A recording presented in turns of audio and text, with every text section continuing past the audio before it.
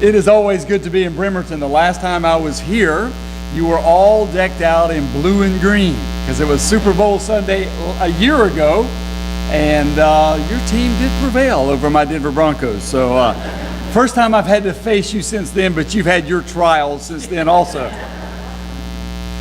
I thank you on behalf of the Christian Church Foundation for the opportunity to be with you today, with some of you yesterday in an inheritance planning seminar and talking about estate planning. And I thank you for the partnership that exists between the Christian Church Foundation and First Christian Church of Bremerton. You are an investor in the work of Christian Church Foundation with your funds. You entrust a lot of your funds with us for investment purposes, and we're doing our very best to see that those are invested in the market in a way that benefits this congregation and moves the ministry forward. I'm also deeply appreciative of Debbie and her leadership here and the way she has helped to move this congregation along with estate planning and policy development. I know it's not just her, all of you have been doing this together. Debbie, I appreciate your leadership and your gifts in ministry, as I know the whole congregation does.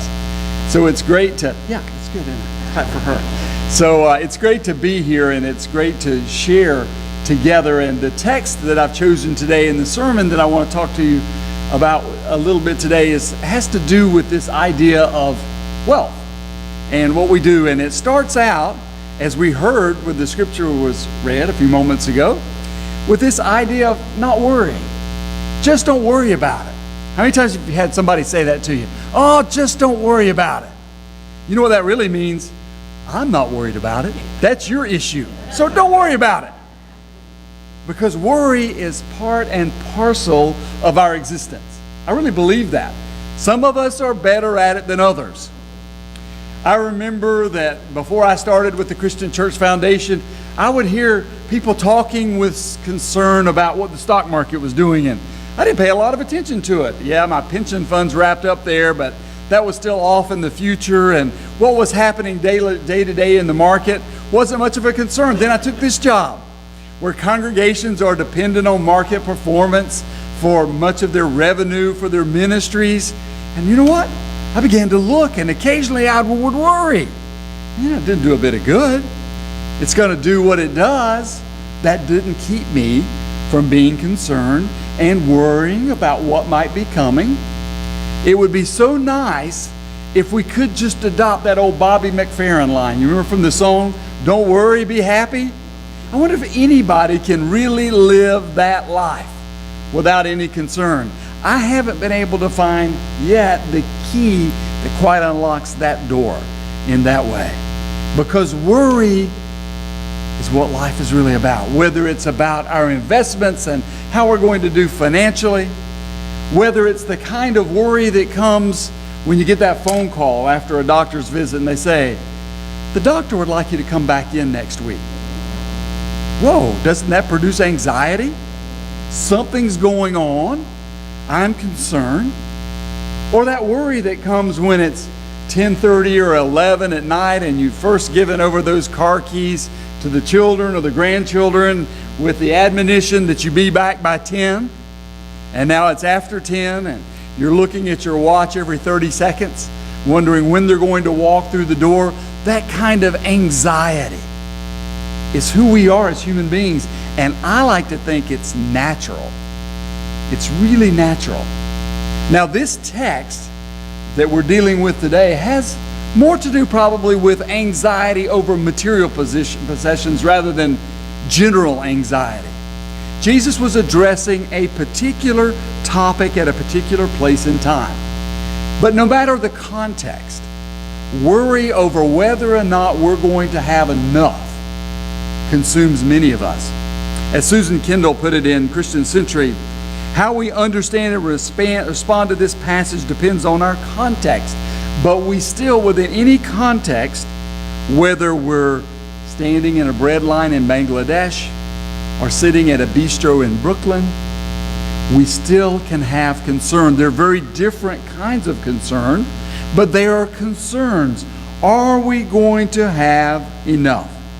Certainly the context within Jesus' teaching with his disciples went into the direction of, are we going to be able to provide for our families? I can just imagine that some of this text and this teaching came out of Jesus overhearing his disciples.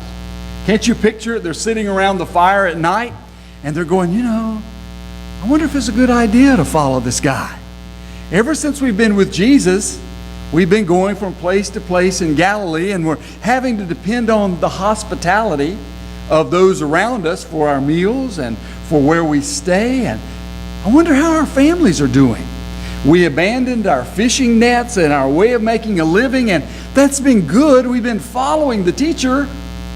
But what's happening back home? What's going to happen to us? And I like to think that in response, we have this beautiful teaching on anxiety about what's going to happen day to day in our physical existence. Why is that? Because independence is a strong drive in most of us.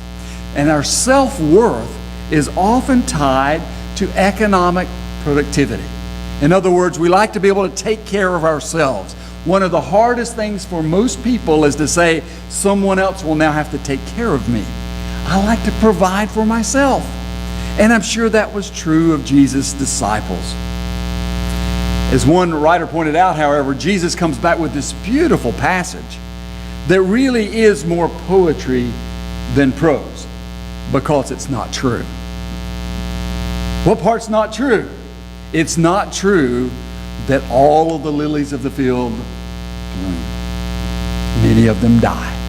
It's not true that the birds of the air have to do nothing and God provides food, is it? If you believe that, watch a robin sometime pecking at the ground, working all day to feed her young, getting worms and seeds and things that the birds do. Is that a lazy person's life? A lazy bird's life? No, not at all. So what was Jesus actually saying? Was he saying, sit back, wait for God to provide, and God will provide? I've heard some people say that. I'm just going to let God handle it. You're going to wait a while. God doesn't work that way when it comes to our physical existence. God doesn't work that way with the flowers. God doesn't work that way with the birds. I don't think that God works that way with us. It's beautiful poetry that reminds us that even in dire circumstance, there's a bigger picture. That God ultimately provides. God doesn't sit and provide every need, but God provides in ways beyond the physical need. So the real question I think when we examine this text is, what role does wealth really play in our lives? And the challenge of this text is in the opening passage. No one can serve two masters. Wealth, mammon, what is it that we're going to serve? But is that true? Do we really believe that? Do we really believe that we can't somehow balance that out and serve both? And how might we test that in our own lives? Well, I think we look and we ask ourselves the question, do we manage our wealth, or does our wealth manage us? And there's a real distinction between those two principles. Are we the ones in control, saying here's what's going to happen with what we have, or are we chasing more? Are we chasing something elusive and allowing the quest for more to control how we live and what we do? Because ultimately, I think what Jesus is talking about in this parable and in this teaching, particularly teaching in this section of Matthew's gospel, is idolatry. Are we chasing the wrong things? Are we chasing the things that will not produce spiritual life within us, will not produce harmony in the world, will not produce the kind of generosity that can make a difference in our lives? Are we about acquiring and protecting financial resources in all ways? Now, there's a difference between being financially prepared and hoarding, but that line can be very thin at times. How much truly is enough? No one can decide that for us. No individual can sit and say, Debbie, you have enough. Jerry, you don't have enough. We have to decide for ourselves. And we decide in and through that how we're going to deal with our generosity. The truth is that qualities like providing for our families and responsible management of our resources are very important. but they can overwhelm us if they take control, and that's all we are about. Because there is an aspect of sharing in this world that's important. There's an aspect of letting go. Do we clench our fist and hold on for all the might we have to everything we have? Or do we open our palms and allow our wealth to freely go and come, which includes meeting the needs of others? I like to think the open hand is more the message of the Christian faith, of discipleship, rather than holding and clinging too tightly to things of this world. In the 1990s film, Michael Douglas had one of those pivotal roles in Wall Street with a key line that everybody who's seen that movie remembers. As Gordon Gekko, he made that statement in the boardroom where he says, "Greed is good." Because he was maintaining that that's what drives the American economy, that it's actually greed, that people wanting more fuels the engine of the economic fires. That may or may not be true from an economic standpoint, but we know from a Christian standpoint that's the very antithesis of what we're about. Greed is not good. Management, well, the word we use often in the church, stewardship, knowing what to keep and what we can share, that's the principles of Christ in the world. Jesus advocates for this different way of living where you put faith in God and you trust God, and yes, you work, and yes, you strive, and yes, you save, but at the same time you share. And it can all be done in one measure. And what comes is a promise of peace. But first we have to go back and deal again with that question. Who is really in charge? Are we in charge? Are possessions in charge? In whom do we trust? It's a little phrase on our currency. You know what it says. What does it say? In God we trust. I always thought that was rather ironic that it's on our money. Maybe that's a good phrase to have at other places, but on our money? In God we trust. When we know that often in this culture, it's so dangerous and we can slip right into the thinking where really it would be more appropriate to say, in this we trust. In the dollar we trust. In the security we trust. In the more and more we trust. But truly it's right. In God we trust. The currencies flow back and forth. Living our lives in striving to understand how we can be at peace with enough. We learn lessons from those around us. We learn lessons of stewardship in very different places. Last time I was with you, I shared about a lesson that I learned in Africa from a man named Richard. There's another important lesson that I learned. I didn't expect to learn anything in a Nigerian village. I didn't expect to learn an important stewardship lesson from a high school student, but I did. And his name was Jason. And we went down to Venezuela together on a mission trip. And we had instructed our young people to dress modestly, but Jason just couldn't help it. He had a brand new pair of Nike high tops, and he had to wear those on the trip. Even though we were going to a very poor area of Venezuela, he had to have those Nikes, and he understood that maybe that was a little bit much. We got there and began the work project in Venezuela.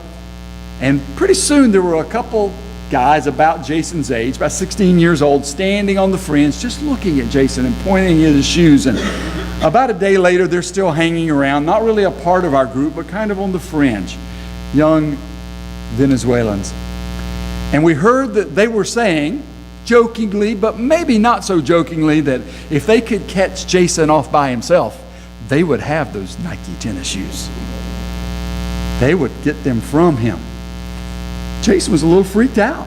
You're in another country. He didn't know whether this was serious. We talked about it.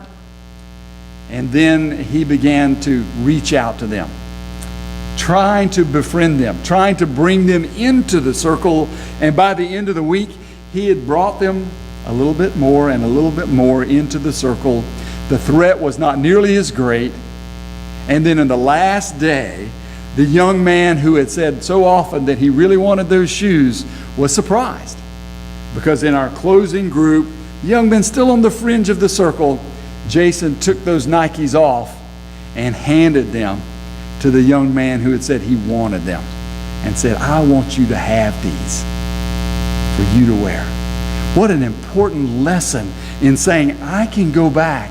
I have enough. Here's someone that has very little, and I want to take something that's precious to me and share with another. The funny part was, the Venezuelan young man probably had a shoe size of about 8, and Jason wore 12s. But he gladly accepted the gift, and we all learned a lesson. It's not about holding on so tightly. It's about allowing the freedom to share. That's what we try to do with the Christian Church Foundation, is present a message that yes, enough is important, but out of our bounty, we can share and make a difference. And guess what? When we do that, I really believe our worries do diminish. May it be so as these scriptures speak to our lives. Amen.